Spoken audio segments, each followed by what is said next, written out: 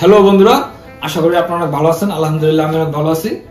আপনারা কি রিসেন্টলি সোনাইছড়ি এবং মেলখুম যাওয়ার চিন্তা ভাবনা করতেছেন? যদি আপনারা সোনাইছড়ি এবং মেলখুম যাওয়ার চিন্তা ভাবনা করেন তাহলে আমার এই ভিডিওটি শুধুমাত্র আপনাদের জন্য। আর যারা কিছুদিন পরে চিন্তা ভাবনা করতেছেন যে সম্পূর্ণ বৃষ্টির সময় যাবেন, তাহলেও রয়েছে আপনার জন্য বিশেষ একটি গাইডলাইন। আমার ভিডিওটি সম্পূর্ণ না টেনে দেখার চেষ্টা করবেন, তাহলে উপকৃত আপনারাই হবেন। তো চলুন ভিডিওটি শুরু করা যাক। কাঁচপুর আসতে না আসতেই আমাদের গাড়ি চলে আসছে। তো চলুন যেতে যেতে আমরা কিভাবে এই ট্যুরে জয়েন হলাম সেই বিষয়টি আপনাদের সাথে একটু শেয়ার করি। আমরা জয়েন হয়েছি একটি গ্রুপের মাধ্যমে। গ্রুপটির নাম হচ্ছে ট্যুর এক্সপার্ট। আর আমাদের এই ট্যুরের সম্পূর্ণ হোস্টের দায়িত্ব পালন করবে আরিফুল ভাই। ফাইনালি আমরা চলে আসছি হাদি ফকির হাট। এটি মূলত মিরসরাই এরিয়াতে অবস্থিত। আর এর পাশ দিয়েই আমাদের যেতে হবে সেই সোনাইছড়ি জন্নাতে। আর আমরা এই গ্রুপে আমাদের কত টাকা খরচ গেল আর এই খরচের মধ্যে আমরা কী কী পেয়েছি তা সব কিছু একটু একটু করে তুলে ধরার চেষ্টা করব। আর কত টাকা গেল খরচ সে বিষয়টি আমি আপনাদেরকে একেবারে ভিডিও শেষ প্রান্তে বলবো। তো চলুন যাওয়া যাক। গুড মর্নিং বন্ধুরা, আমরা এখন চট্টগ্রামের মিরসরাই এরিয়া থেকে বলতেছি। আর আমরা এখানে উঠেছি মূলত জয়নুল মামার হোটেলে। এখানে আপনারা ব্যাগ ট্যাগ রেখে সোনাইছড়ি শেষ করে এসে আবার এখানে ব্যাগ নিয়ে যেতে পারবেন। এই সুযোগ সুবিধাটা তারা এখানে আমাদের জন্য ব্যবস্থা করেছে। আমাদের মধ্যে পর্যটক তাদের জন্য সুন্দর একটা সুব্যবস্থা তারা করেছে। তো আমরা এখন বর্তমানে সবাই রুমে আছে। আমরা পাহাড়ের উপর থেকে আপনাদেরকে শুভ সকাল জানালাম। কি বলো হৃদয়? তো চলুন আমরা এখন রুমের দিকে যাবো, গিয়ে দেখি তারা আমাদের জন্য নাস্তার কি ব্যবস্থা করেছে। চলুন। আমাদের সকালের নাস্তাতে ছিল আলু দিয়ে ডিম বোনা, তার পাশাপাশি হচ্ছে সবজি বোনা খিচুড়ি। আমার কাছে অনেক ভালো লেগেছে, কেননা কোনো সময় আমরা ট্যুরে এসে এরকম সবজি বোনা খিচুড়ি খাওয়া হয়নি। তো বিষয়টি আমার কাছে আসলেই সত্যি অনেক ভালো লেগেছে। নাস্তা করার পরেই আরিফুল ভাই আমাদের কিছু দিক নির্দেশনা দিয়েছিল, কেননা এখানে অনেকে নতুন। আর এদিকে আমাদের দুপুরের খাবারের আয়োজনও চলতেছে, দেখতে পাচ্ছেন। তো চলুন সামনের দিকে আগাতে থাকি। এই পথ ধরেই আমাদেরকে যেতে হবে সোনাইছড়ির জন্না। তো তার আগে এখানে তারা একটা টিকিট কাউন্টার ব্যবস্থা রেখেছে। আর টিকিটের মূল্য হচ্ছে জনপ্রতি 20 টাকা। ফাইনালি আমরা জয়নুল মামার বাড়ি থেকে বের হয়ে গেলাম। ব্যাগ ট্যাগ রেখে নাস্তা টাস্তা করে আমরা এখন বেরিয়ে পড়েছি সোনাইছড়ির উদ্দেশ্যে। আমি আর হৃদয় সবার সামনে, আমার পিছনে ছিল সম্পূর্ণ পুরো টিম। তো চলুন যেতে থাকি, যেতে যেতে সবকিছু আপনাদের শেয়ার করার চেষ্টা করব। এই ভাইয়া কি অবস্থা? সোনাইছড়ি যাচ্ছি আমরা অনেকদিন পর আমরা দুই ভাই একসাথে। কারণ ঈদে আমি চলে গেছিলাম এক জায়গায়, ঈদে চলে গেছিলাম এক জায়গায়। তো অনেকদিন পর আমরা দুই ভাই আবার একসাথে হয়েছি।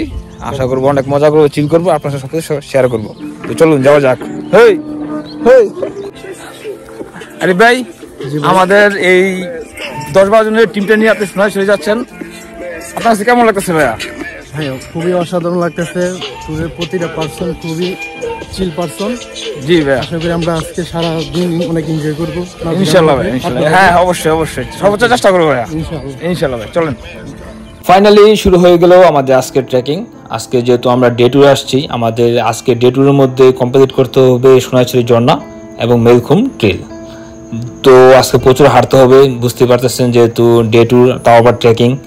আর আপনারা যারা নতুন আসতে চাচ্ছেন বা আসবেন, মানে ট্রেকিং টাইপের যে ট্যুরগুলো হবে, আপনার লং ট্যুর হোক বা ডে ট্যুর হোক, ওই ট্রেকিং ট্যুরগুলোতে যদি আপনারা আসতে চান তাহলে আসার ঠিক 10 থেকে 15 দিন আগে আপনারা প্রচুর হাঁটাহাঁটির চেষ্টা করবেন, কেননা আপনাকে ট্রেকিং আসলে অনেক হাঁটতে হবে। এইখানে যাদেরকে দেখতে পাচ্ছেন তারা হচ্ছে আমাদের গ্রুপেরই। তাদের সাথে পরিচিত হওয়ার পরে জানতে পারলাম যে এখানে অনেকেই নতুন, আবার অনেকেই ট্রেকিংয়ে পুরনো। আর এই জায়গাটা আমার কাছে অনেকটা নারী সাজির মতো মনে হয়, কেননা নারী সাজিরি যেমন দুই পাশে বড় বড় দুই পাশে পাথর আছে, পাথরের দেয়াল, ঠিক তেমনটা হচ্ছে এখানেও সেম। দুই পাশে মস্ত বড় পাথরের দেয়াল, তার মাঝখান দিয়ে ছোট একটি রাস্তা। আর এখন পুরোটাই হচ্ছে এরকম পাথরের রাস্তা। আর বসার সময় যারা যারা আসবেন তারা অবশ্যই একটু সাবধানে পা ফেলার চেষ্টা করবেন, কেননা পা পিছলে যে কোনো সময় যে কোনো দুর্ঘটনা ঘটে যেতে পারে। আর পাহাড় মানে হচ্ছে বিভিন্ন রকমের একটি অ্যাডভেঞ্চার, কারণ এখানে এই সময় অনেক সময় উঁচুতে উঠতে হবে, আবার অনেক সময় নিচুতে নামতে হবে। আর তা একদম খাড়া উঁচু, খাড়া নিচু, যেগুলো আসলে যারা নতুন তাদের জন্য অনেকটাই কষ্টকর হয়ে ওঠে। 2 ঘন্টা ট্রেকিং করার পর ফাইনালি চলে আসছি আমরা সোনাইছড়ি জন্নাতে। আর সোনাইছড়ি জন্নাতে এসে পরিবেশ ছিল খুবই সুন্দর, তবে জন্নাতে পানি একেবারে নাই বললেই চলে। তাই আমি আপনাদেরকে বলবো যে আপনারা যারা সোনাইছড়ি জন্নাতে আসতে চাচ্ছেন বা আসবেন রিসেন্টলি, তারা অবশ্যই বর্ষার সময় আসবেন, এখন আসবেন না। এখন আসলে এরকম পানি শূন্য ঝর্ণা দেখতে পাবেন। আর পানি শূন্য ঝর্ণা একেবারেই কোনো মজা নেই।